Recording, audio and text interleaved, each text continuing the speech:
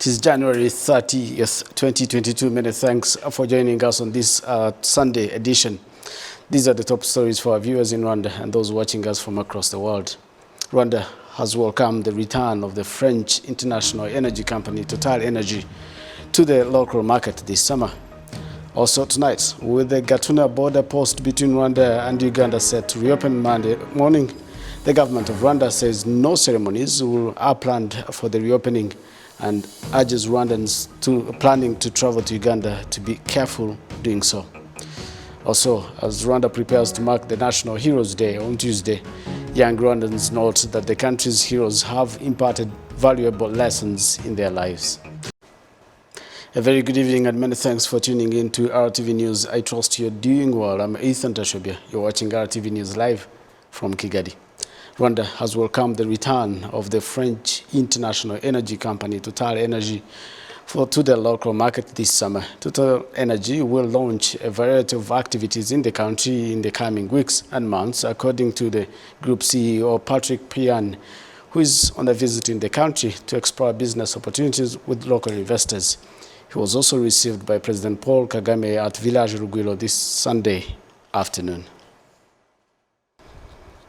Rugwiro Village. President Paul Kagame held a meeting with Patrick Poyen, the chairman and the CEO of the Total Energies, following which they witnessed the signing of an MOU between the Rwanda Development Board and Total Energies to develop collaboration in various sectors. Before meeting President Kagame, Patrick Poyen held a business forum with some members of the Rwanda's private sector. The forum aimed at exploring areas of collaboration between Total Energies and companies from Rwanda. The CEO of Rwanda Development Board, Claire Kamanzi, says the company's presence in Rwanda has far-reaching benefits.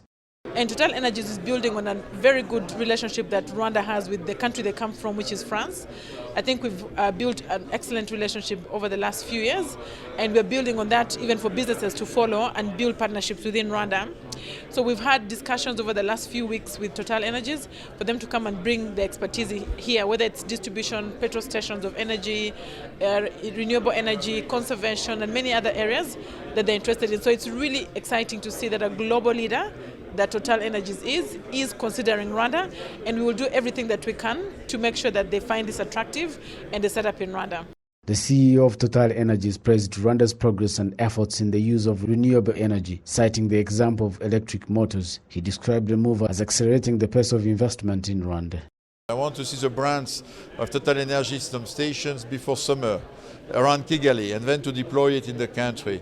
I think what we want to offer to Rwanda customers is some new retail stations with, of course, good quality service, but also finding their different sources of energies, including charging points for their motorcycle tomorrow or for their cars. So I think that's a new concept. But we want also to bring, I would say, some clean energy to Rwanda. That's the other idea, going to carbon neutrality. The government is willing to be also at the forefront of the clean energy. So LPG, for example, for cooking, and then, of course, looking to other opportunities in the field of renewable energies. For example, we are looking to some micro-hydro projects in which we could invest. But what we also want to do and to come to Rwanda is because you have some good companies, and we have large projects in the region, in Mozambique, in Uganda, and we'd like to engage Rwanda companies to come and work on our projects as well in order to share value with them about all of these projects we develop. The private sector finds that coming to Rwanda for Total Energies will enable them to learn from its expertise, thus help them to expand their operations in and out of Rwanda. Eric Mutaganda, the chairperson of the Rwanda Petroleum Importers Association, also says Total Energies will help increase the consumption of LPG cooking gas in the country. Total Energy is coming in Rwanda. It's a very good thing for the industry and for the country. As I have said in the meeting, first of all, Rwanda is going towards green energy, so we are really encouraging big companies to come, and Total is committed to do that. So the consumption of LPG is around 8 to 10% in Rwanda. So with the coming of Total, it will help us even to reach 50% in the near future. That's point one. Point number two, it gives the industry more strength and more expertise and more visibility. So we hope Total, the brand Total, it will enhance the image of our industry in Rwanda.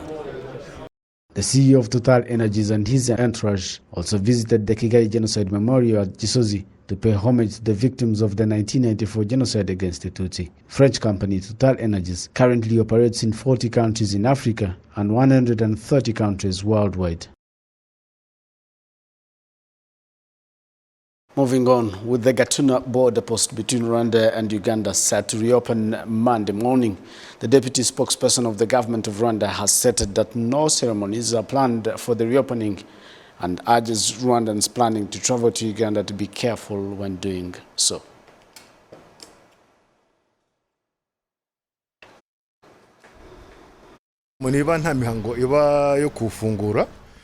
No ceremony will take place and the border will open like all others starting tomorrow. But people must be careful not to forget the COVID-19 preventive measures in place. I believe that was also emphasized in the announcement that was issued yesterday. Both countries will discuss those measures, and I believe that applies to the whole of the East African community. Just like the Rusumo border post operates, so will this one. So people should not think that the COVID-19 measures will just go out the window. As for the problems Rwandans have been facing in Uganda, which was why the government of Rwanda had been urging Rwandan nationals not to go there, they by no means have just disappeared either. Certainly the border reopening is a step in the right direction, but it does not mean that people should stop being careful. This does not mean that the concerns Rwanda has been airing will vanish tomorrow. We must see progress in action. One step has now been taken, as the announcement noted when the envoy came to see the President of the Republic. So after we reopen the border, we must establish that the persecution of Rwandans in Uganda has stopped. We must also ascertain whether or not individuals bent on destabilizing Rwanda's security are being apprehended or expelled. So people should understand that this is a step that has been taken, but much more needs to be done. People should recognize that this is the beginning of a process, progress forward, but certainly not the end of all the concerns that were raised. And people should be careful about this matter, as well as the COVID-19 measures still in place. Iki kintu cyose rwose nicyo kwitonderwa, nicyo gushishozaho, nicyo kugenzurwa, cyane cyane nongera kugaruka no kuri izi ngamba za COVID zigihari. Still on the same matter, health officials here in Rwanda have also stressed that COVID-19 measures must be respected for those crossing to both sides of the border. Yes, thank you so much. So, Gatuna border will be opening the same as Rusumo and other borders. And with opening of the borders, we maintain prevention measures. Among them, we keep on testing, where we request everyone to be tested, especially truck drivers. And also, we also follow up patients, especially cases that have been identified as positive. So these measures, we keep on stepping up. As long as we see still there's a need, since we're also observing different variants of concerns in different countries, so there's a need really to keep on stepping up on these measures. Did you agree with the government of Uganda on the terms and conditions to be followed at the border? Already these are written within our info notes, where we do request every truck drivers to be tested upon arrival, and also for Rwandans they need to be vaccinated before departing, and also for Rwandans who are entering the country, they also be vaccinated. Still on the same matter, Gloria Mutesi is at Gatuna border, where she joins us to tell us more about this current situation at Gatuna border post. Very good evening, Gloria. Good evening to you, Ethan. I hope everything is fine where you are. Absolutely, we are doing very well, thank you.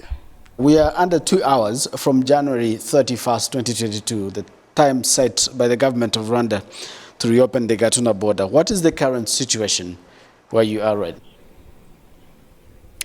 Well, for sure, Ethan, there is anticipation towards the reopening of the Uganda-Rwanda border. From the locals that we managed to speak to, they expressed their joy towards the reopening of this border. And if I may speak from a social and economic perspective, the locals that we spoke to told us that Ever since the statement was released by the Ministry of Foreign Affairs and International Cooperation, preparations have been underway in anticipation, of course, for customers when they reopen the border. And we also understand that some of the cross-border traders that were engaged in this trade before, who had closed shop before, since the border was closed for the last almost 3 years now, are back and they've taken up shops. We understand that if not all of the shops for the vendors have now been taken up by the business people, rather, in anticipation for customers when the border reopens a few hours from now.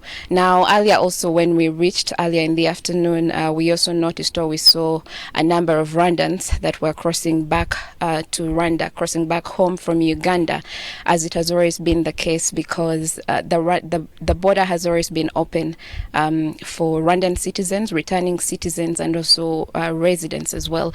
And notably so, one of those residents was Mr. Donald Kaberuka, the former president of the African Development Bank, who had represented Rwanda at the burial ceremony of the late Professor Emmanuel Tumusime Mutebire, the former governor of the Bank of Uganda.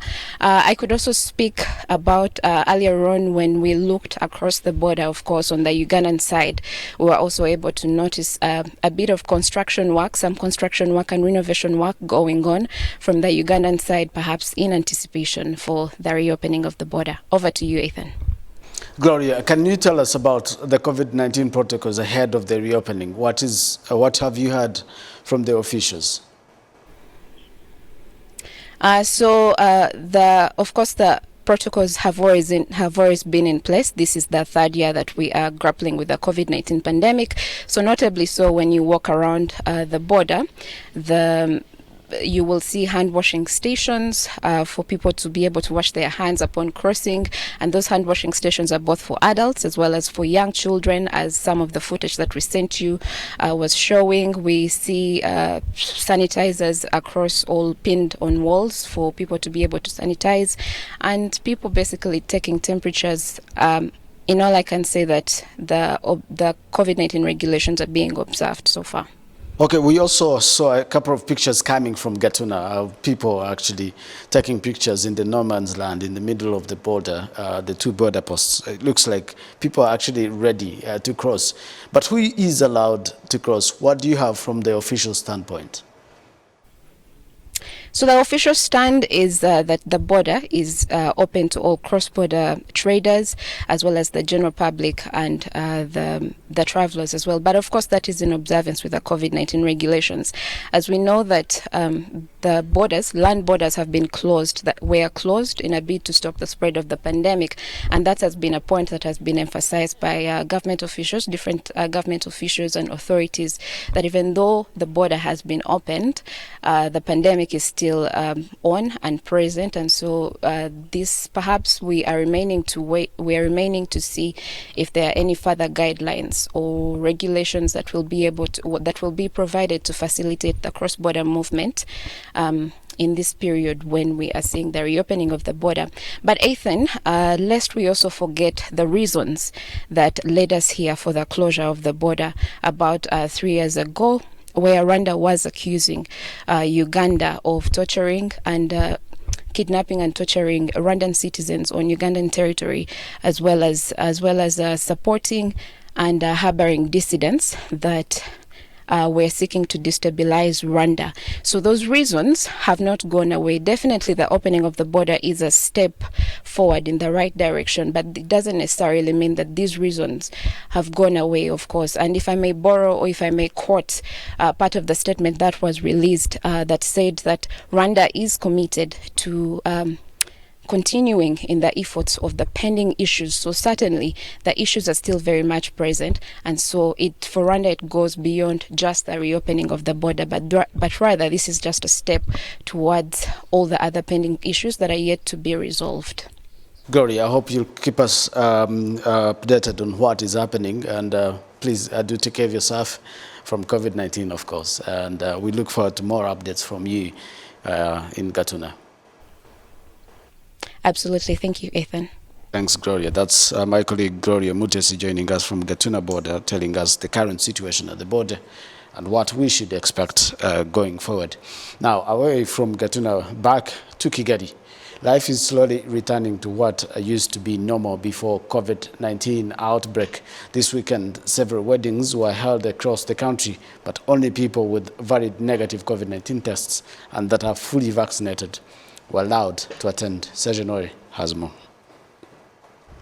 Richard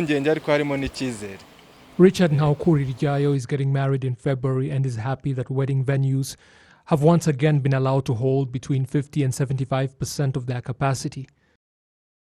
That is the reason that I am determined that at my wedding all the measures will be respected, so that others who hold weddings and other ceremonies in general after me are not negatively affected and the infection rate continues to reduce.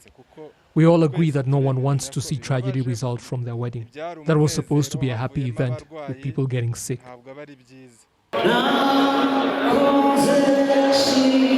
On Sunday in Kigali City, weddings were held, but only people with valid negative COVID-19 tests who are fully vaccinated were allowed to attend, and some found themselves denied access to venues despite traveling from the provinces to attend the weddings. I failed to fulfill all the requirements, which is why I was not allowed to enter the wedding hall. Next time I will get the test so that I will be allowed to enter. You can see that some of the people are stuck outside. One of the people I came with did not fulfill all the requirements and was not allowed to enter. I will just have to go on without him, as you can see for yourself. Wedding organizers say they have been doing their best to respect the measures in place and fight the spread of the pandemic, while government officials stress that any organizers and hotels found not to be implementing the preventive measures will be closed.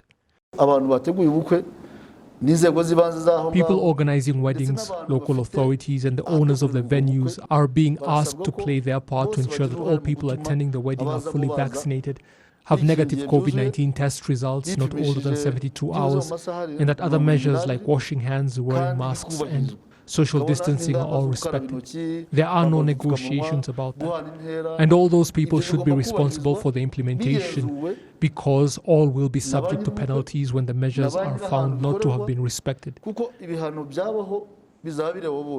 These latest measures were adopted 4 days ago by a cabinet meeting, the first of this year of 2022. Thank you, sir, for that report. Now, young people in Rwanda have been noting that the country's heroes have imparted invaluable lessons in their lives. This is as Rwanda prepares to mark National Heroes Day on Tuesday. We have more. Silas Gatera is a living hero, holding the Imena Medal and being one of the Nyanje students of the 1990s that refused to separate themselves along ethnic lines when insurgents attacked their school, resulting in a number of them being killed. He says he will never forget that night.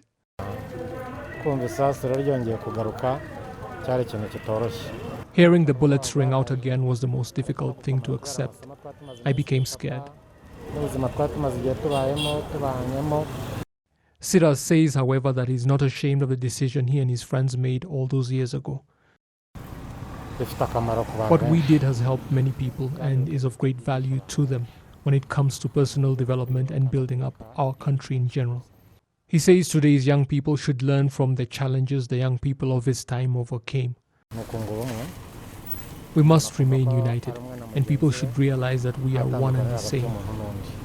The things young people today say indicate that the sacrifices Silas and the others made were not in vain.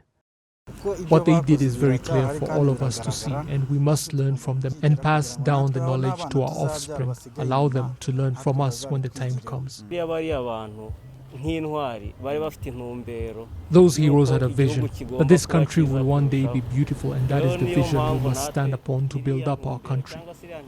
As Rwandans prepare to mark National Heroes Day on Tuesday, a lot of emphasis is being put on passing on the important lessons of the past.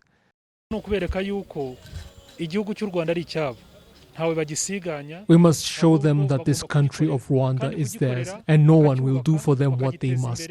They must serve their country, build it up, develop it, and preserve all that has already been achieved. That is their value and ours as well. Our value lies in unity, patriotism, integrity, and hard work.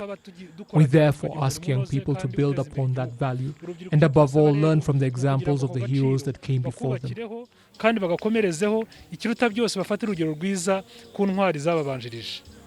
This year's theme is focusing on heroism and value, chosen by the Chancery for heroes, national orders, and decorations of honor to emphasize the need for people to act responsibly during difficult times such as these when the country is fighting the COVID-19 pandemic. Now, owners of brewery factories in Musanze district in the northern province say the fact that their facilities are located in residential areas is proving a serious problem to their operations. These businesses say that not only is the situation a hindrance to the local residents in the area, it is also causes their companies losses because they are not allowed to operate after dusk. They say the only solution for the district is to establish a special economic zone that will allow them to remain operational 24 hours a day. Now, Musanze district officials, Musanze district already has a special economic zone, but factories that produce beverages, medicines, and packaged food have not been allowed to relocate to this industrial zone due to the health concerns letting them operate alongside things like cement manufacturers that would arise, which is why district officials insist such industries must be given their own zone. Now, district officials say a lot of progress has been made in this respect, and it's only a matter of time before the industries move to the designated park away from residential areas. Musanze has up to 26 beverage factories, and just one cement factory is currently occupying the Rwanda Special Economic Zone. 6 other non-beverage and food companies have applied to set up their shop in the industrial zone, and 2 have been approved, with the rest working to meet requirements for the approval. Folks, that's all we had for you tonight. On behalf of the entire news production team, many thanks for your company tonight. Until next time, I'm Ethan Tashabia. Bye for now.